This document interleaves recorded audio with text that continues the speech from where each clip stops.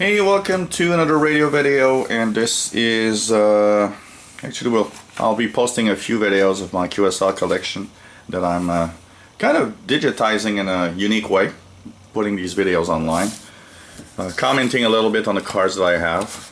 So let's start with this first card, which is the Voice of America via Delano. I think it's in California if I remember well. This is one of the relay sites. I don't believe they use this site anymore. Voice of America had so many transmitter sites in the United States back in the 80s to kind of cover the world. And when they had cutbacks and with the Cold War ending, they started going down, trimming down and keeping just a few sites. So this is Delano. So this is for a QSL card, January 1st, 88 at 0:30 UTC on 9650. Back then when they were transmitting. So let's look at the back side of the card. So here's the back side of this card. We are pleased to confirm your reception of our broadcast.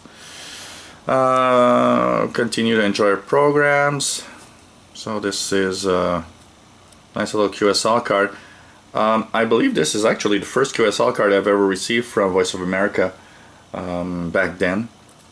And I don't know if it's still the same, but back in the 80s they had kind of a politic of not verifying reports of US-based citizens.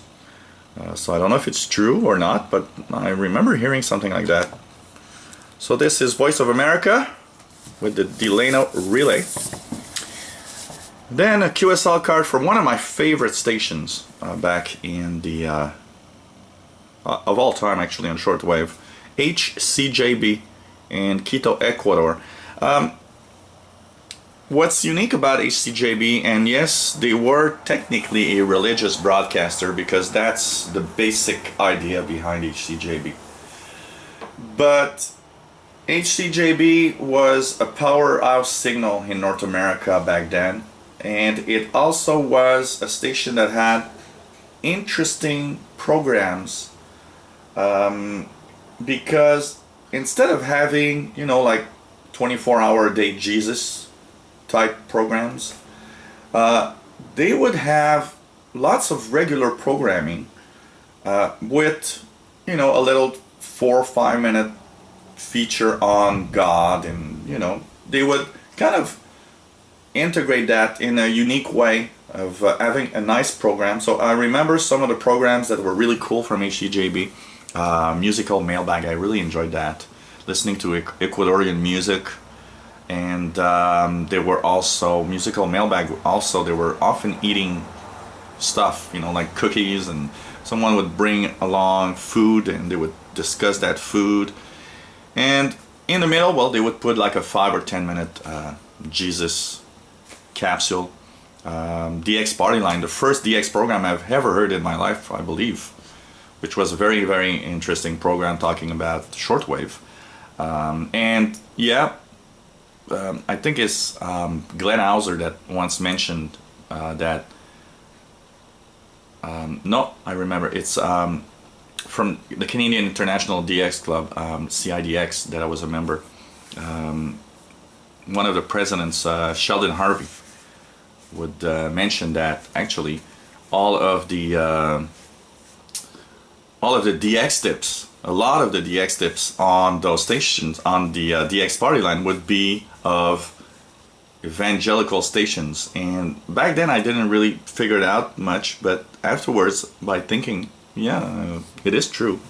So this is for a 1990 report on February 24th, 1990 at 01 hours UTC, 15155, one of the very throughout the 80s, this frequency was the frequency, one of the frequencies. They had, I believe, like 9745 and 15155 together. Summertime, this one was coming in well. In the winter time, it was more like 9745. So Ecuadorian mountains, HCJB had teams for its QSL card, which were really cool. So they would actually have cards that featured a team for a year, and every card would be a 2-month card, so you would have 6 new cards every year. So for the report of February 1990 here, and little card for HCJB from Quito, Ecuador. They still exist, but in very limited format. What happened is, first of all, in the 80s, the Ecuadorian government wanted to build a new, either build or expand its airport in Quito, and the antennas on the PFO transmitter site were actually in the range of the planes, so they had to actually dismantle all the transmitter site, and it was a very big transmitter site that they had back then. So that resulted in reduced transmissions, and also these stations, almost every country and every station in the world is facing one big difficulty. It's getting money, and HCJB was one of those. They had no government funds or anything. They were really listener supported in a big way, so they had to actually slow down. WRNO, Worldwide EX Member. This is a card for February 1983 on 11/8/90. WRNO back in those days was called WRNO Rock of the World. It was basically the first commercial US station that featured rock music throughout the day on shortwave, which was cool because I'm kind of a rock guy, so I really enjoyed not only that I have radio, shortwave radio, but I also had a cool rock station on shortwave. And later on they changed their format to more of evangelical type programming, probably because having a commercial shortwave station is probably something that's almost impossible to live with, because you don't make as much money. So WRNO, this is my, I believe this is my first QSL card I've ever had from WRNO. And so here's the back of the card with a little error here, Gillis. And back then, Joe Costello was, I believe, the president. And you see here the motto, WRNO, the rock of the world. And so this was for a report on February 1983 on 11/8/90. And they were really rocking, if you like the word, because they were really coming in very strongly here. WRNO still on air with mostly religious programming on 7507 or something like that. They're a little off frequency. They were off the air for many years when Hurricane Katrina devastated Louisiana. It affected WRNO, and it took quite a long time before they came back, and now they're mostly religious programming. This is another WRNO card, and which salutes the New Orleans Saints. And so this is for a report of March, 11 March, there's no year, and 17775. I don't even remember they had that frequency. Here's the back of the card. So 11 March 84, 1984. Wow. And once again, another error in my name. They had a lot of, well, a lot of stations had a lot of problem in actually spelling my name, and I understand when you're not French speaker, it's kind of complicated.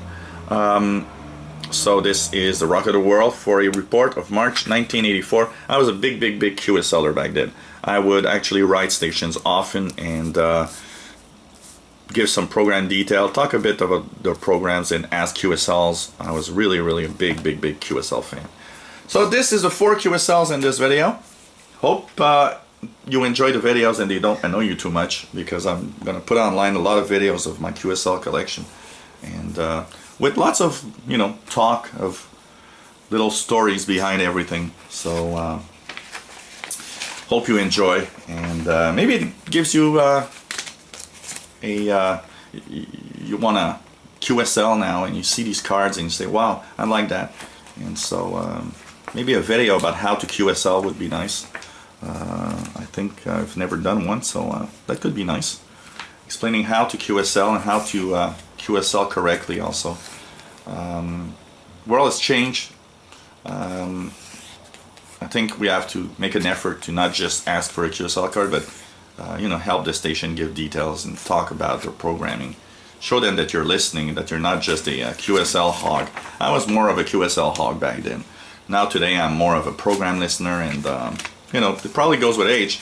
I was 14, 15 years old back then, so it was just cool to receive these letters from all over the world.